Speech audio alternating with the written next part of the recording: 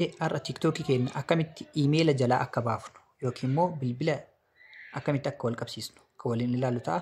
Har'a immoo akkamitti iimeela bilbila keenya jalaa akka itti baasuu dandeenyu isinitti agarsiisa. Akkam jirtu hordoftoota keenya qaalii kabajamoo nageenyas hin irraanfanne.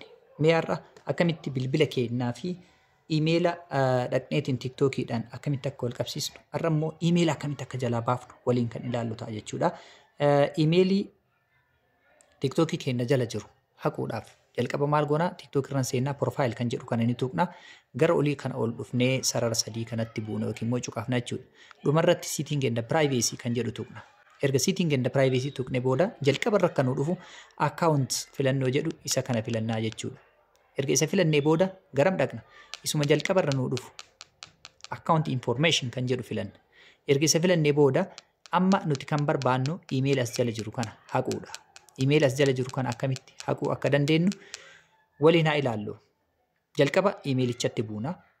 Erga iimeelichatti buunee booda unlink email kan jedhu tuqna jechuudha.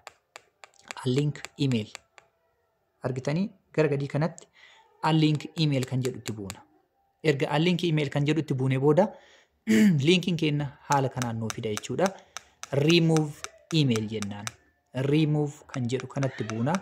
Remove kan jedhutti erga buunee booda iimeelli keenya maal ta'a jechuudha? Guutumaan guututti TikTokii keenya jalaa haqama jechuudha. Haala kanaan iimeela TikTokii keenya jalaa haquu dandeenya. Dabalataan yeroo iimeela as jalaa haqnutti faayidaaleen iimeela as jalaa haquu maali? Iimeela as jala jiru maaliif haqna? Kan jedhu immoo odeeffannoo gabaabduu takka isin haa kennu.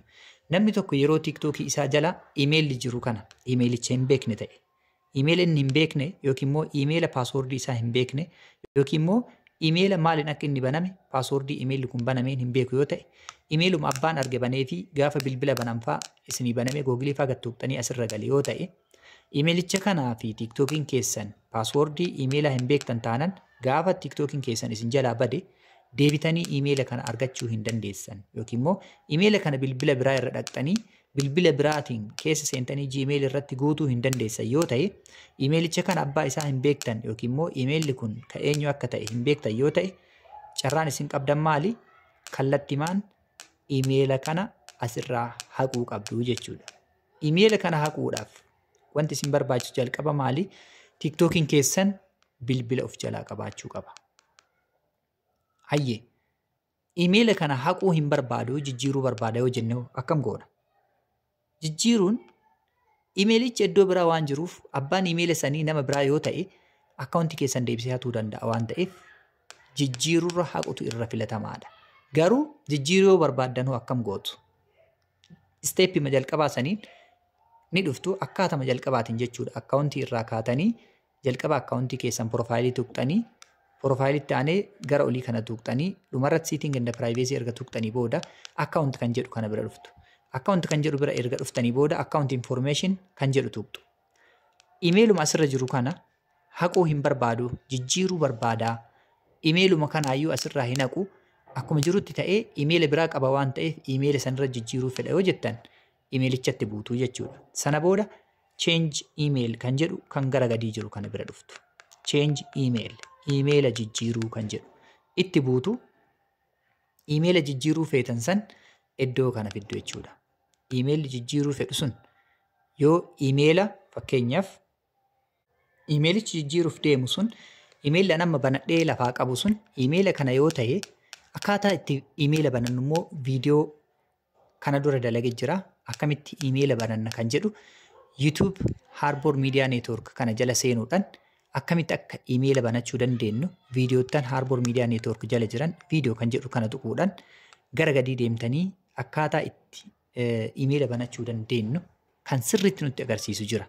Iimeela akkamitti akka banachuu qabnu, akkamitti iimeela seera qabeessa yookiin immoo iimeela bareeda akkamitti banachuu akka dandeenyu kan jedhu YouTube Harbor Media Network jala jira waan ta'eef dhaqaatii iimeela akkaataa itti banannu achi jalaa ilaalaa.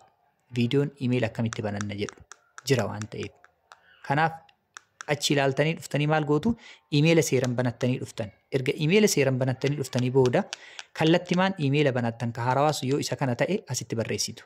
Ergasii continue kan jedhu tuqxu koodii email irratti isinii ergamu san fiddanii akkuma viidiyoottan kana dura laaltanii irratti koodicha erga continue tuqxanii booda gara email isa haarawaa kanaatti isinii ergame dhaqxanii emailicha irraa koodii fiddanii itti galchitu jechuudha. Kanaaf haala salphaadhaan asitti email jijjiirachuu dandeettan jechuudha. Viidiyoon irraa yoo isinitti tole subscribe gochuu hin irraanfatinaa. Kun miidiyaa Harboor. Harboor Miidiyaa Neetwork oduu odeeffannoo dabalataa hedduu kan isiniif kennudha. Akkuma dura isiniin jedhe YouTube's qabna. Harboor Miidiyaa Neetwork jedhee kan moggaafame. YouTube keenyallee dhaqaa ilaalaa yoo isinitti tole subscribe godhaa. Hiriyoota keessaniifis share godhaa. Mallattoon keenya mallattoo diimaa Harboor Miidiyaa Neetwork jedhu ofirraa qaba. YouTube'n keenya. Kanaaf gara Facebookaatiinis nu argachuu feetan Facebookni keenyas jira. Gara laafoo kee jedha. Dhaqaatii follow godhaa. Gara miseenjeraatiinis nu qunnamuu dandeessu. Miseenjeras qabna waan ta'eef. Horaa bulaa deebanaa Kaliil ture Harboor Miidiyaa Neetwork irraa. Viidiyoo kanaa fi kanneen kana fakkaatan barnoota hojiilee onlaayinaatiin wal qabatan kamuu argachuu barbaaddan kunoo as jalatti isiniif dalagamee jira. YouTube Harboor Miidiyaa Neetwork jedhu jala seenuudhaan waanuma kamuu oduuf odeeffannoowwan hojiilee onlaayinaa bakka jirtan teettanii dalagachuu dandeessan kamuu argachuu dandeessu. Horaa bulaa deebanaa.